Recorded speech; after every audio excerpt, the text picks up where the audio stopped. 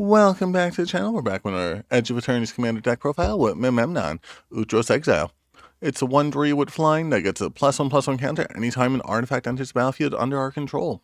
It gets a +1/+1 counter anytime an artifact enters, so we have plenty of ways to create plenty of artifacts in this deck, whether it be just by having artifacts enter through their own abilities, having treasure tokens enter the battlefield, some lander tokens maybe, some blood tokens, not blood tokens, gold tokens, some Thopter tokens, a whole bunch of tokens, so that we get this become a super big creature to fly over our opponent's creatures and swing for that commander damage.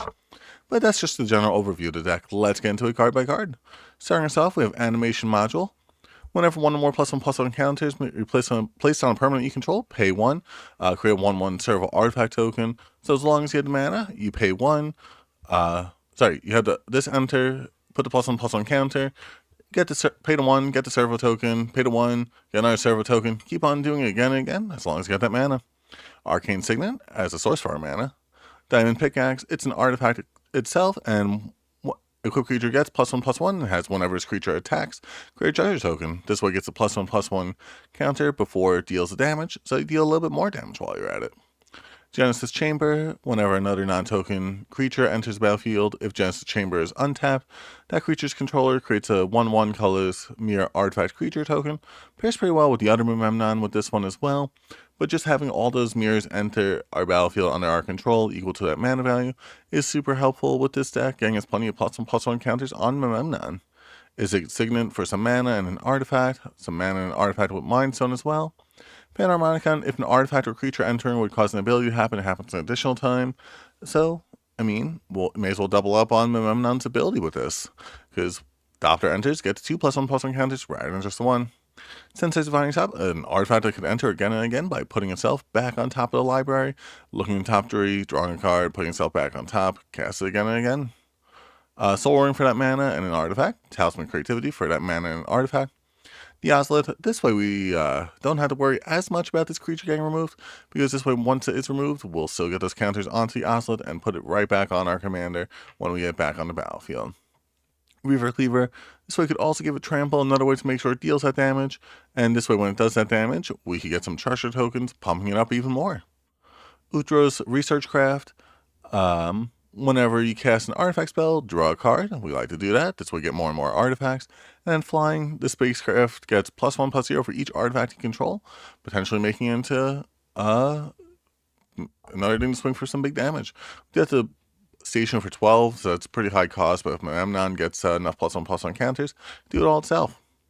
Wayfarer's Bauble for another artifact and another land while we're at it. Academy Manufacturer, we're creating plenty of treasure tokens in the stack, so we may as well get some clues and some foods. This way you get 3 instead of just a 1 off of Memnon's ability. Ancient Copper Dragon, we're looking to create plenty of +1/+1 counters on this creature, so may as well create plenty of treasure tokens to do that with. We'll either roll to 1 or roll to 20, there's no in-betweens. Crime Novelist, whenever you sacrifice an artifact, such as one of your treasures, one of your clues, one of your Wayfarer's Bauble, etc., etc., put a +1/+1 counter on this creature and add some red mana, allowing you to go even further with your plays, allowing you to get more tokens, well, not more tokens, more artifacts, allowing you to get more +1/+1 counters on Memnon. Crystalline Crawler enters with a +1/+1 counter for each color of mana spent to cast it. Move a +1/+1 counter from this creature, add 1 mana. He goes to tap to put some +1/+1 counters on it. Just an overall good source of mana there. We have other ways to put some +1/+1 counters on it, so that could help out a bunch as well. And even if it does just enter with the 2 mana's not a bad trade-off. Emery, Lurker Lock, another way to get some more artifacts onto the battlefield out of our graveyards in order to repeat our Wayfarer's Bauble. Maybe they got rid of our Ozolith, we could get that back. Diamond Pickaxe is always a good one to bring back. Overall, just fun stuff. Enthusiastic Mechanaut for some cost reduction. Same with the Ethereum Sculptor and Foundry Inspector. Giggling Skitterspike, another artifact we have that likes to get those +1/+1 counters on it, in order to make sure that when he attacks or blocks, deal damage equal to its power to each opponent. It's also indestructible, so hard to get around. But yeah, overall just a really strong ability there, dealing plenty of burn damage to our opponent, because we actually need some way to win the game, right? Goldspan Dragon, whenever it attacks, or becomes the target of a spell, create a treasure token. We also have Memnon gets a power up, but also we just like to see our treasures sacrificed for 2 mana instead of just the 1 in order to get even more power there. Iron Man, Titan of Innovation, legendary artifact creature, so get that +1/+1 counter. Flying Haste himself. Whenever he attacks, create a treasure token, so before the damage is dealt from a Memnon. And then you may sacrifice a non-creature artifact, possibly the Wayfarer's Bauble, something we could possibly recur with Emery. If you do, search the library for an artifact card, mana value 1, plus the sacrifice artifact's mana value, put it onto the battlefield tapped. So maybe get rid of your Wayfarer's Bauble to get your Mind Stone, or get rid of your Soul Ring to get a Mind Stone. You know, you want to tap it for less mana. Who knows? Kappa Cannoneer, improvise, allowing us to be normally just 1 to cast. Ward 4, and then whenever another thing that gets +1/+1 counters when an artifact enters. Same thing with Memnon. This one's also unblockable, helping out a whole bunch there.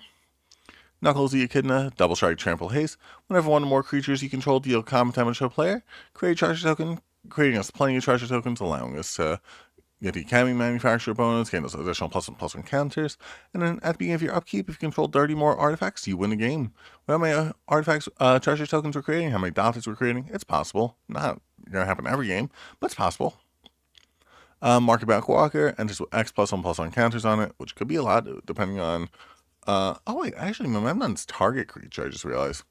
So you could also put those counters on something else. You could put the +1/+1 counters onto Market Back Walker. This creature dies, draw a card for each +1/+1 counter on it. So this enters, gets +1/+1 counter from itself. Then the additional +1/+1 counter from Memnon. That's already draw 2 for 2 mana. That's definitely a good trade. Memnon on the right hand. Definitely the better Memnon for the deck, for a commander. Because it has artifacts you control, tap for blue, and cast artifacts at the top of your deck.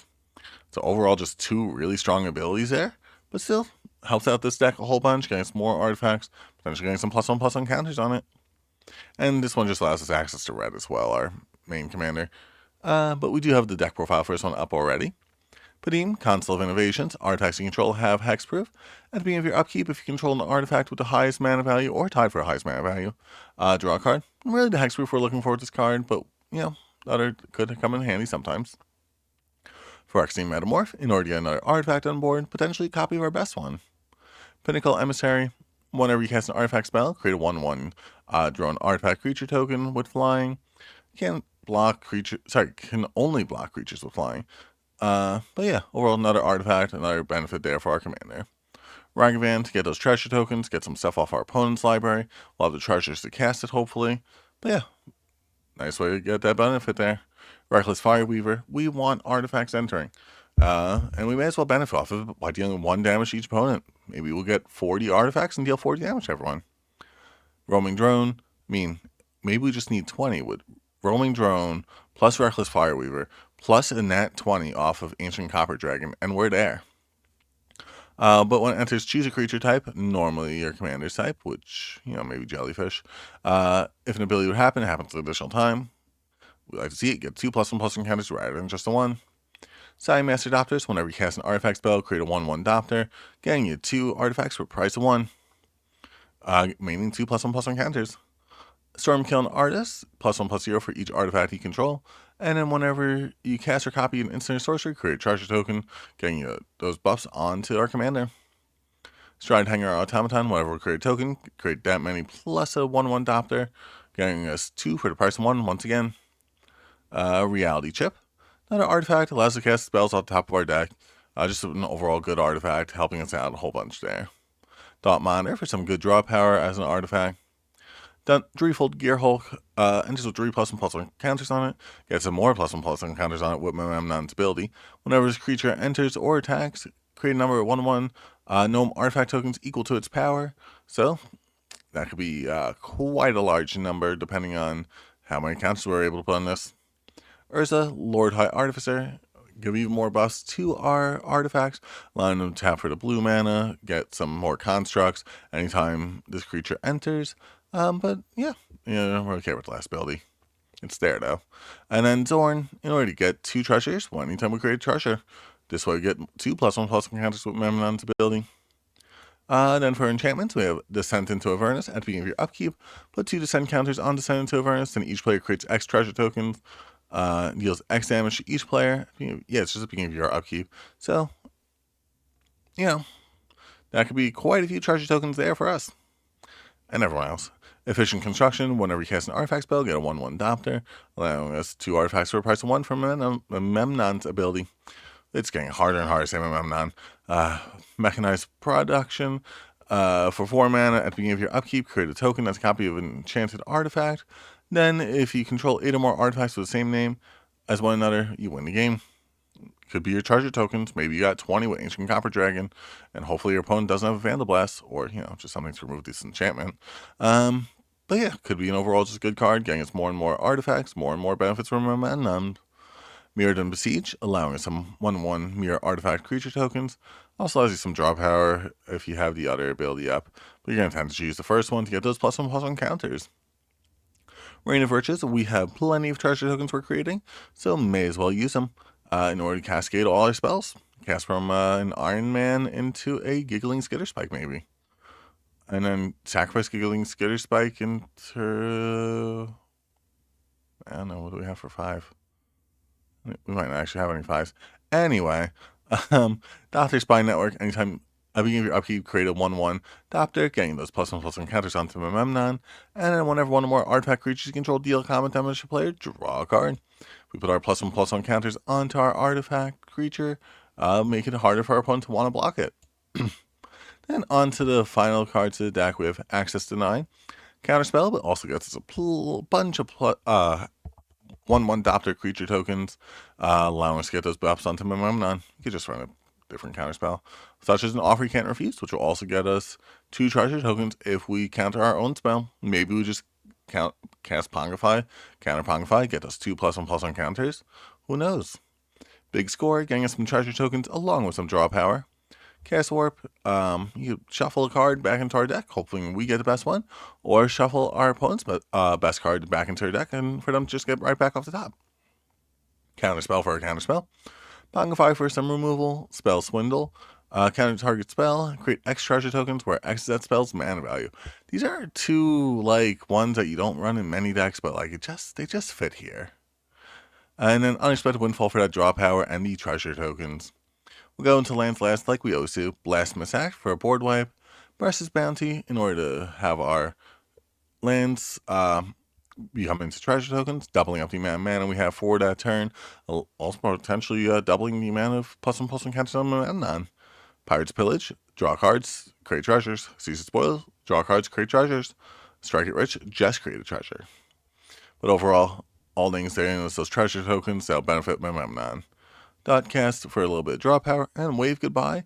We'll be putting those +1/+1 counters onto all of our creatures to make sure we can board wipe our opponent and not ourselves. And we have a whole bunch of lands, but while I just scroll through those, because I always like to say you could run $20 worth of lands, you could run $184 worth of lands, it's all up to you. I just like to say thank you so much for watching now. Hope you guys have a great rest of the day. If you like the video, make sure you like the video. If you want to see more like this, make sure to subscribe to the channel so you can stay tuned for future videos. And yeah, I hope you have a great rest of the day.